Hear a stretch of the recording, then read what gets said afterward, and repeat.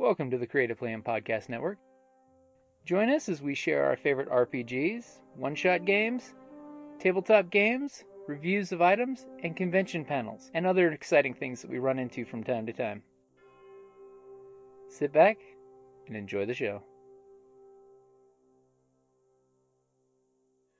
Hi, this is Kelly, aka Trixie from Ragnarok and Roll, a Scion to Ragnarok story, and Tilda Wimblewick from D&D Journey of the 5th Edition. First off, I would just like to say thank you to everyone for listening to our varied adventures, as well as for rating us on iTunes and RPGpodcast.com.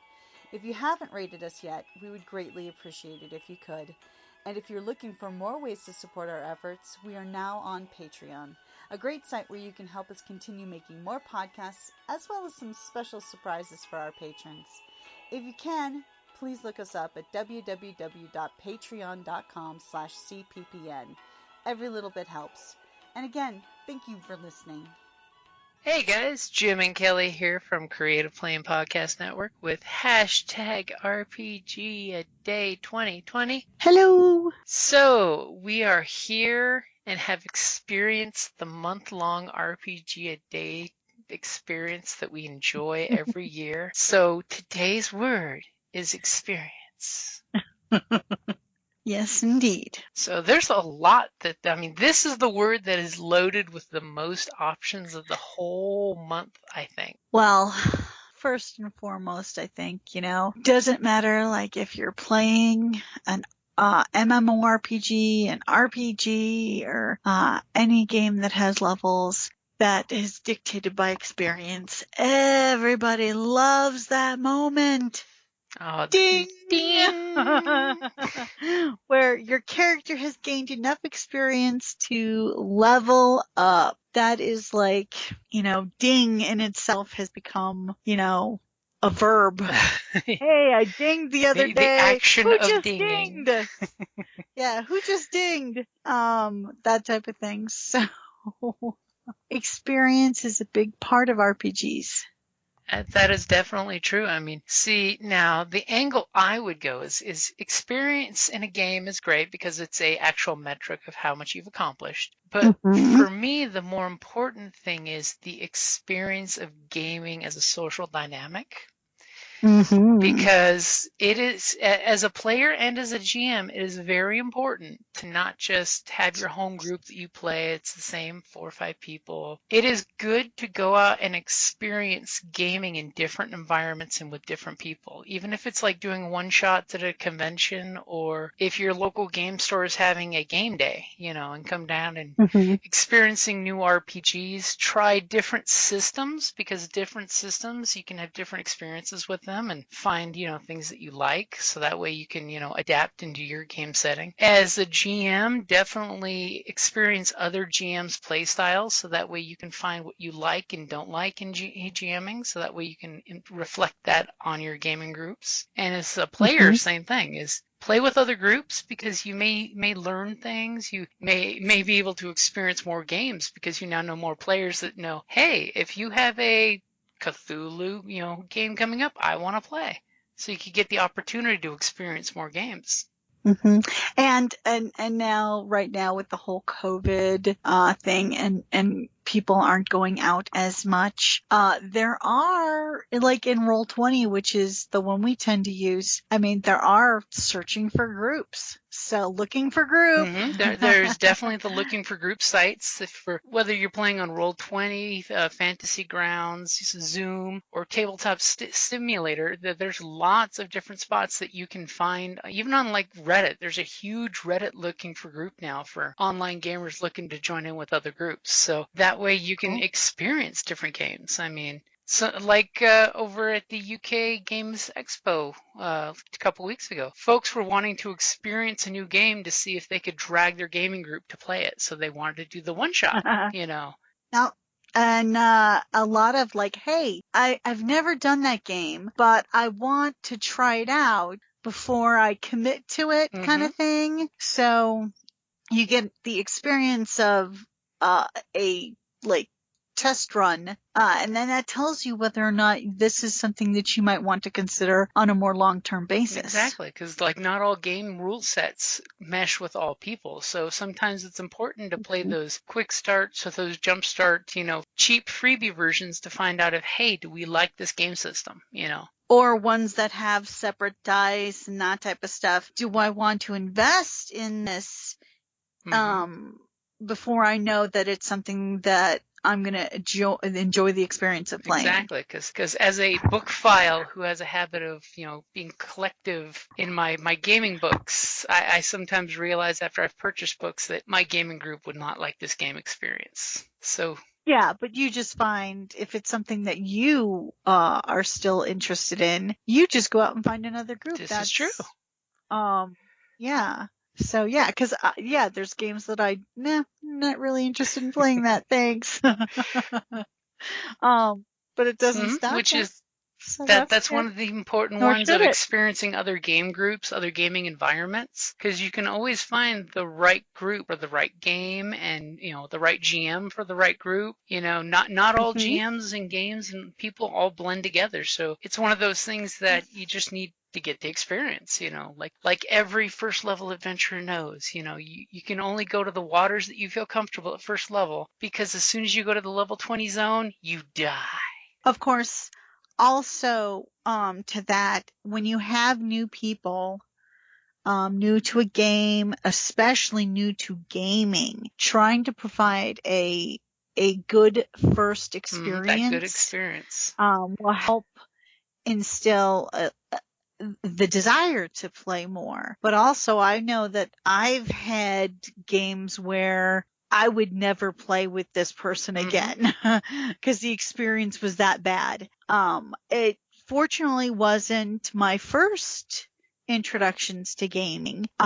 So I still continued and I still wanted to, but it's definitely something that can make or break a future gamer. That's very true, because a bad experience, using the word experience, a bad experience can seriously turn someone off of a game system, a gaming life period. It's like a lot of folks that I've talked to that are like, well, what do you think about this game? They send me messages, we Facebook, we Twitch, and they ask, what's my opinion on this game? And I give them the honest, for me, from my experience, this is how the game plays. Or as a GM, from my experience, this is how the game plays. Every gaming group can always be different. It could be that with your group, one clicks and you guys love a game system and you want to stick with it, but you have to experience it to find out. And if you have a bad experience, like I've told many folks, because I've had somebody say, oh, I played this game system and it sucked and it's XYZ. And then I have to tell them, it's like, well, it could be that maybe it wasn't the game experience, it was the jamming experience or the fellow players experience that threw off this event. Or a location. Sometimes the location can also be a factor. Like when we game at Tucson Games and Gadgets, if it's a busy day for Magic and we're out in the open gaming area, it can be crazy distracting to have Magic players jumping up randomly like a bingo hall. And, we're trying to have our concentrated, serious D&D game happening. And all of a sudden, it blows us right out of the elven forest. Or you go into, it's not so much nowadays, but I'm sure they're still out there. You go into the game store, and especially a woman, and it's like sometimes there's the creep factor. It's like that the place itself is like, gives you the heebie-jeebies, that would, I'm not going to game there. Sorry.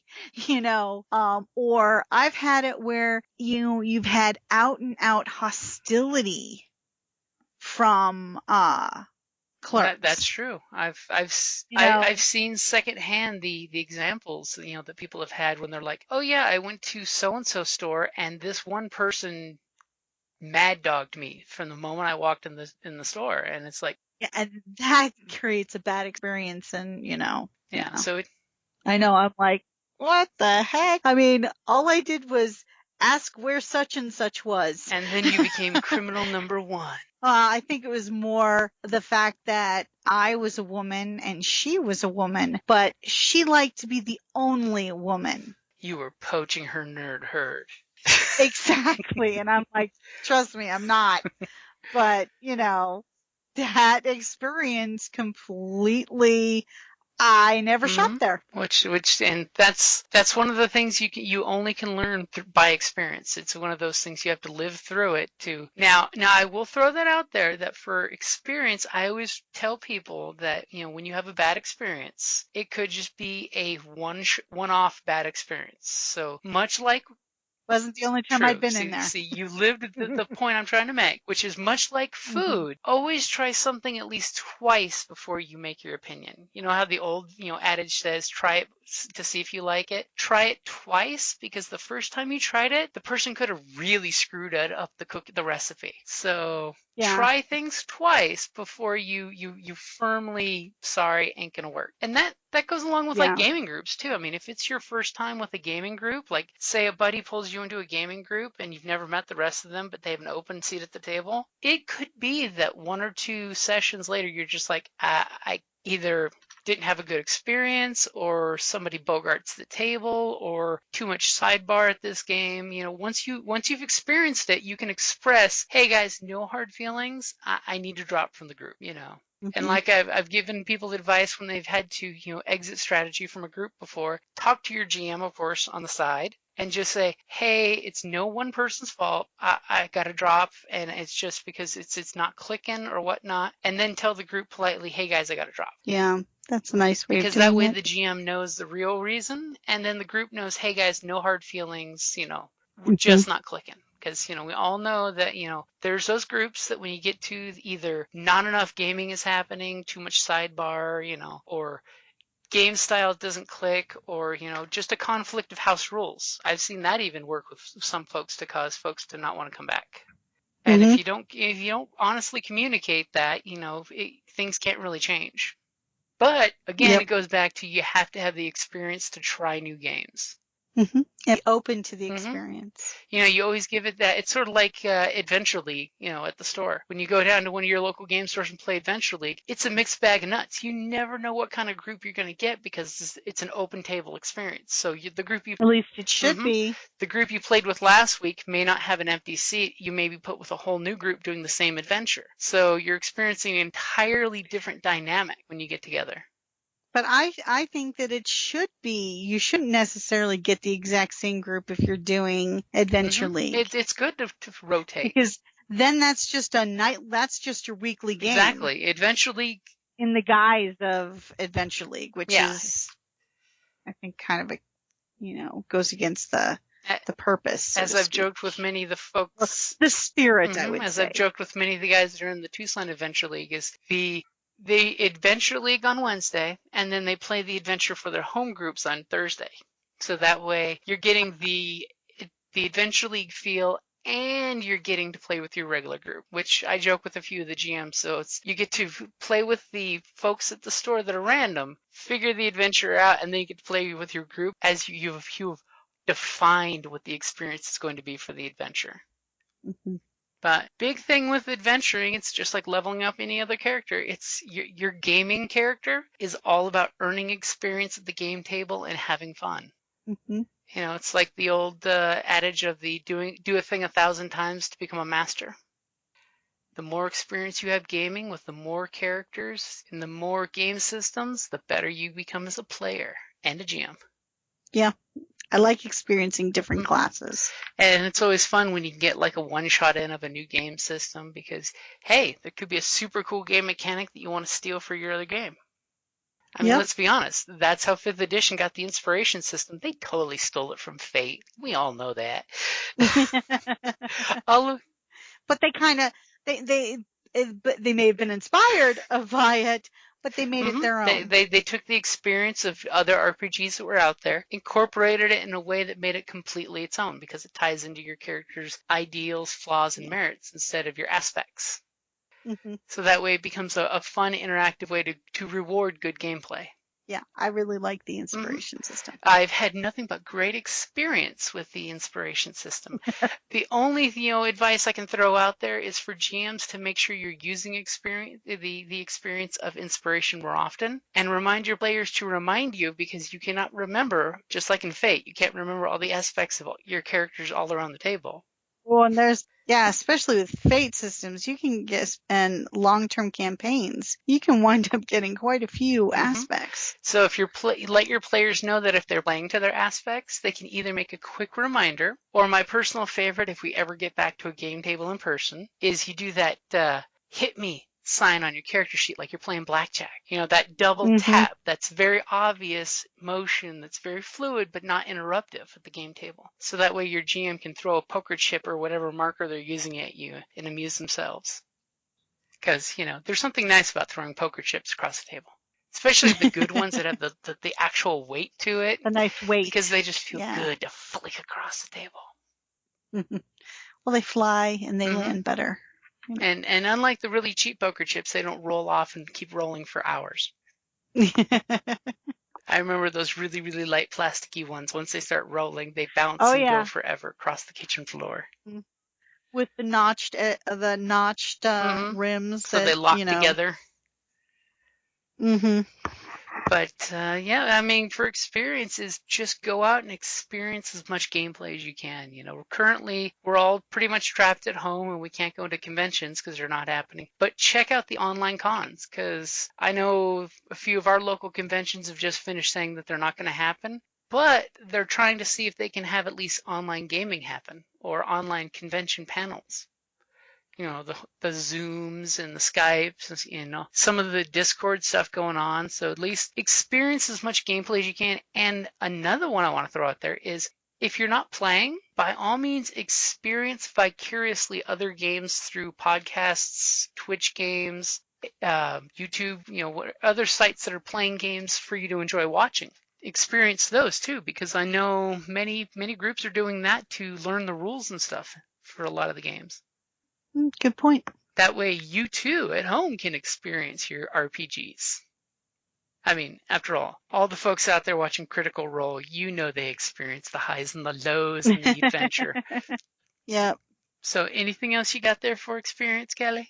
Nope. This has just been an overall good experience, as the RPG a day tends to be. We always love #RPG a day. So I do have one thing I'm going to make you experience. It's going to be torturous. So, how I was joking, I wanted to do the #RPG a day song? Yeah. I told them I'm going to try to do it. Go for it. So we're beginning to change the thread. For vision, a tribute to forest. A couple shade, a light, a want, a stack, a message, a rest. Banner, frame, dramatic. Comfort meets the tower. Investigate and push yourself and rare the edge of humor. I'm adding a little there. And lever strange in favor. Close the ride and portal. It's been an experience of 31 days for #RPGaDAY2020. Yay! Good job, baby. I had to add some stuff in there to make it filler, but hey. It's far better than me trying to freestyle rap. I'm just saying. That would have been an experience. Nicely done. So that is a good place to wrap up #RPGaDAY2020. Please, guys, I know some folks started it but didn't finish it. At least do what you can, because we all love sharing this fantastic hobby of tabletop gaming that we do. And sharing it really is part of the fun. It's a shared story experience when we game at the table. It's a shared group event when we game. And, hell, even telling stories, 10, 20 years afterwards of a game is a huge, huge part of the game experience. Yeah, everyone loves the, no shit, there we were, this is what happened. Rolled with advantage and 2 1s came up. Double ones. No shit, there we were. The Sahogans summoned the Maw from the deep. Ah. Yeah. So, and hey, share your experiences. I'm just going to throw that one out there. Share your experience with good gaming, with bad gaming, with fun gaming, with crazy gaming, because all of these experiences are why we play. If it wasn't for the shared experience, we would just be playing like, on our PS4 at home, playing single player games, and they're nowhere near as fun. Or solitaire. That can be kind of fun late at night. But it's definitely more fun to play with cards instead of on the computer. Because you could totally be playing better single player games on the computer. Alrighty, so we'll go ahead and wrap it up there. If you guys have any fun, cool, or crazy things you want to share for hashtag RPGaDAY2020, feel free to let us know. Email is creativeplaypodcastnet, N-E-T, at gmail.com. And let's chit chat. And of course, Facebook is facebook.com/Creative Playing Podcast Network. Have a good night, guys. Bye. Thank you for listening to the Creative Play and Podcast Network. And feel free to enjoy our other shows, such as D&D Journey of the 5th Edition and Scion Ragnarok and Roll, a Scion hero to Ragnarok story. Thank you for listening.